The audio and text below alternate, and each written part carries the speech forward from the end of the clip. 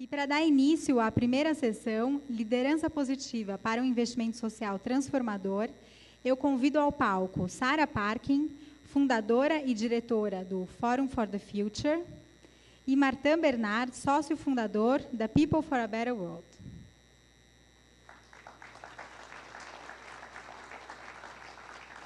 Eu mergulhei muito no livro da Sara nas últimas semanas. Eu acho que uma coisa importante é que ela traz uma visão provocativa e ela mesma resume essa provocação em 3 palavras.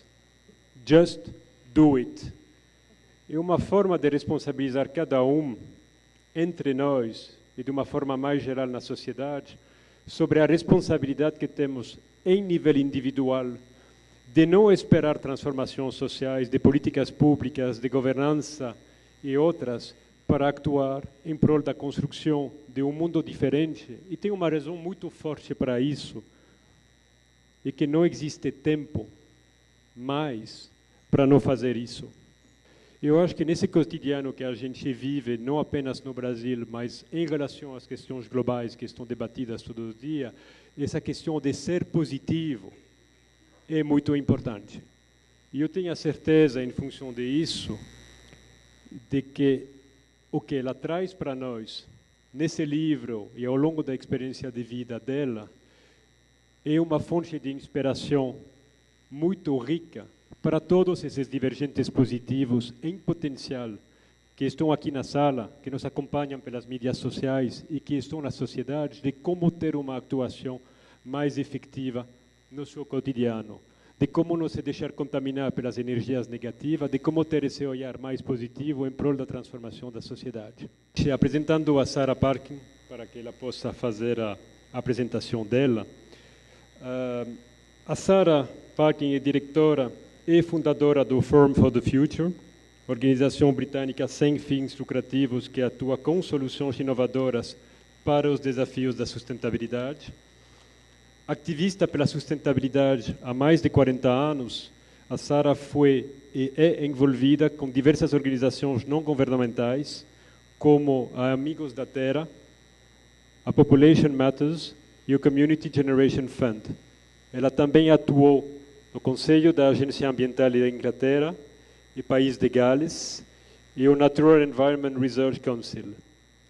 Nascida na Escócia, Sara iniciou sua carreira como enfermeira e, nos anos 70, participou ativamente do Partido Verde do Reino Unido, onde se tornou co-secretária da Coordenação Verde Europeia, apoiando o desenvolvimento dos partidos verdes em todo o mundo e o movimento dissidente no leste da Europa, antes de 1989. Em 2001, foi premiada com a OBE, Ordem do Império Britânico, pelos serviços prestados à sustentabilidade e educação. E seus livros mais recentes, mais conhecidos, são The Positive Deviant, A Vida e Morte de Petra Kelly, Partidos Verde, um guia internacional. Sara, the stage is yours.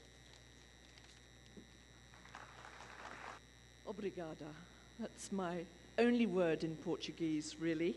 Forum for the Future is, I set up with a couple of colleagues 18 years ago now. We got so fed up with the negativity of the environment movement. All the things they were saying, we are going to hell, it's all doomed, it's terrible, there's nothing we can do.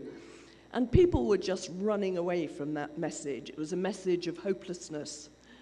And so we decided we had to set up our own organization, and its focus is on identifying what are the good things to do, what are the right things to do, and trying to multiply and take them to scale. So why the Positive Deviant? 40 years of campaigning, as has been said, and actually we haven't really slowed, never mind reversed, any of the big negative trends. So we have to think, why should that be? But my conclusion was that instead of waiting for government or waiting for business or waiting for the environment movement to understand that unless they had a message that the future was good for people as well as for the environment, it was just not worth it. We just had to get on and do it, as Martin said. So the idea of a positive deviant is somebody who does the right thing despite the wrong structures, the wrong processes, uncooperative people. And it does the right thing for sustainability. It's not my original idea. I've taken it from a sociological phenomenon noticed by sociologists working with people in very, very difficult circumstances. Women in very poor areas, in refugee camps, for example, who manage to feed their children and keep their children healthy while lots of women around them are failing to do that. So what is it about these women? What is it that they know? What is it they are doing that we can learn from and spread to the other women? And that's where it started.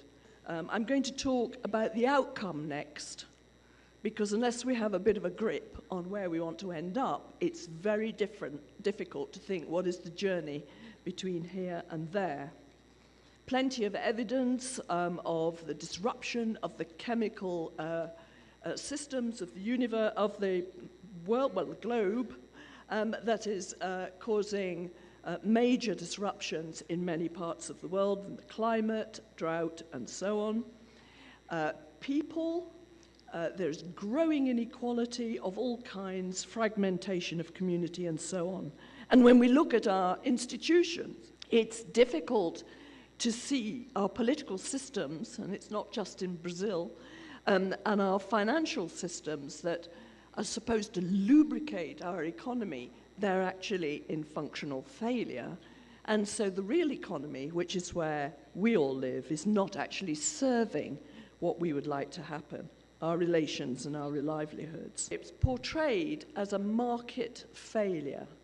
And I challenged that because I know of no market that will mediate between a very rapidly growing demand side, which is us, our population, the numbers and the rate of our consumption, and a shrinking supply side, in the sense that there is now acute concerns about future energy, water and food supplies, which is being ever more compromised by climate change.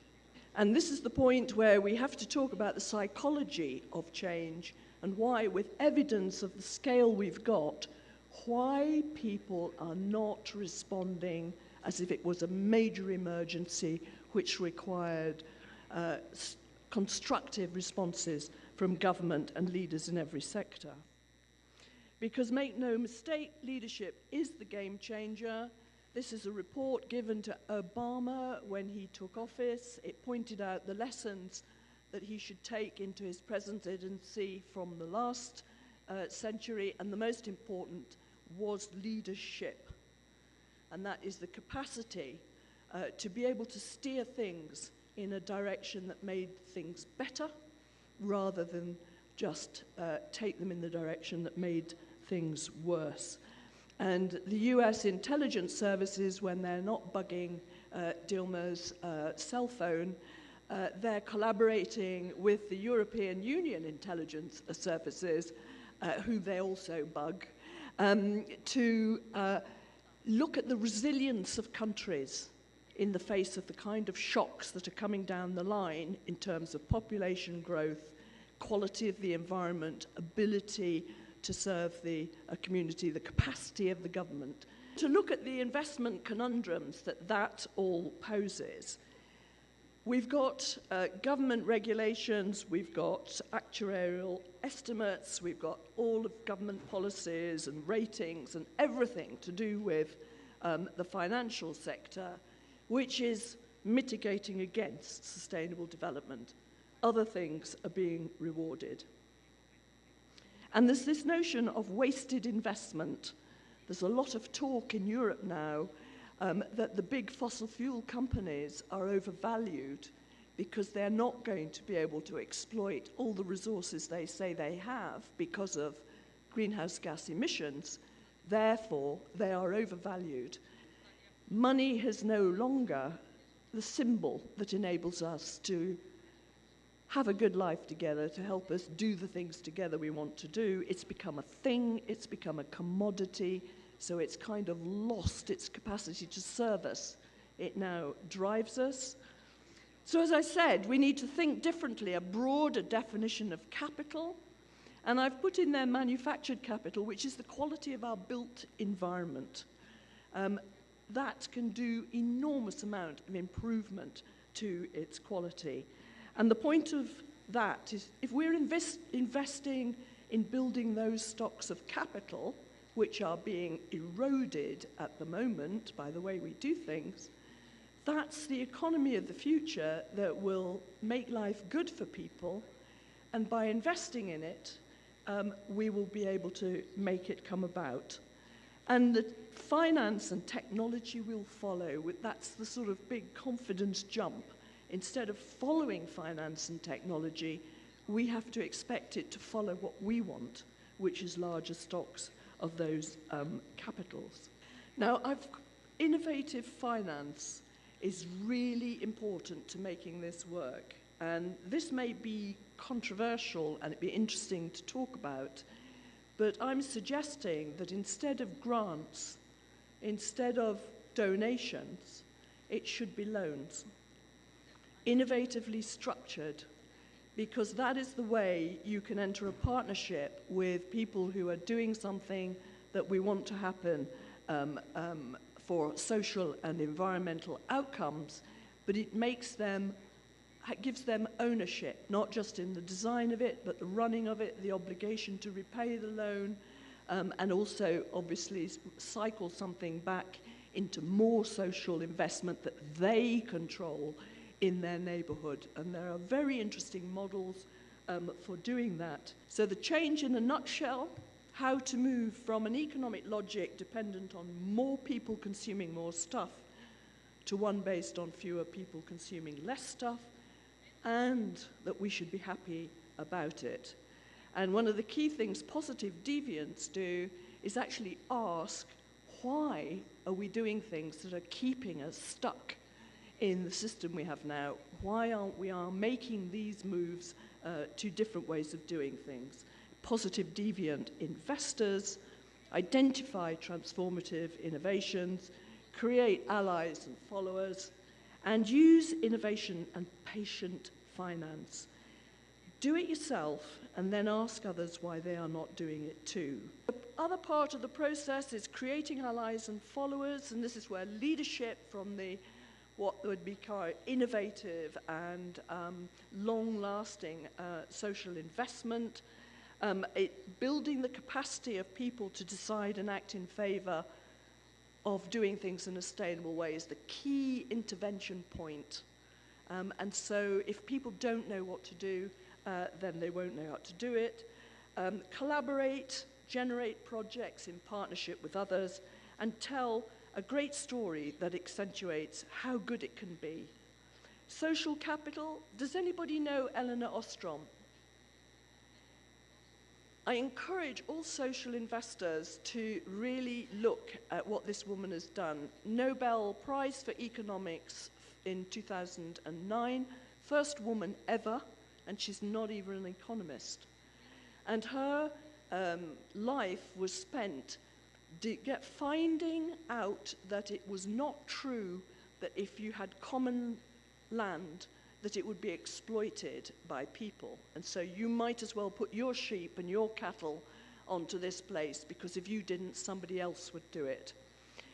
She set out to prove that there was communities all over the world that were collaborating to share resources. She studied them to get out some rules, some common rules that were in place for the successful places, and she's come up with a process of designing them, which would work in a bank, as a government, as well as in the community.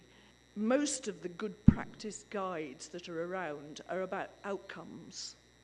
And it's rare that others can learn from the outcomes. What they can learn from is the process whereby you decided to do a project, fund it, what happened, and then was it successful or not. What you can do that others cannot do is you can move quickly, you can lever something, you can stay with it over a long time, you can learn from it and iteratively improve it, and then when it's up and running, when it's successful, you can leave, and it can be self-sufficient and scaling. And that gets us out of the huge problem there is of a very vast number of communities that are dependent on aid, where you need to innovate, and to think of networks as somewhere you can build resilience, not dependency. Multiply and deepen relationships, and use subversive strategies as well, and forge collaborations, even by the most unlikely partners, around the complex challenges. Now, I know many funders like to have projects, they like to have programs that they design and they run, and I would urge instead to go to where people are living, find out where the good things are happening, where the problems are, and with them build up your program and your project. If it's not something that's 100% in line with your funding priorities, make the collaborations to do things and prioritize according to impact. And thank you for listening.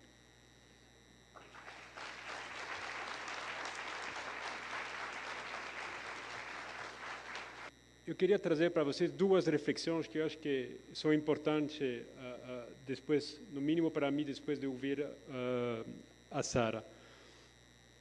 Uma primeira questão que a gente tende a esquecer é que os comportamentos humanos, eles dependem claramente de valores pessoais, mas eles dependem também dos contextos. Cada um de nós corremos o risco de ser apequenados por um contexto de autoridade, de estruturas organizacionais, de metas organizacionais, e esquecer nosso julgamento íntimo.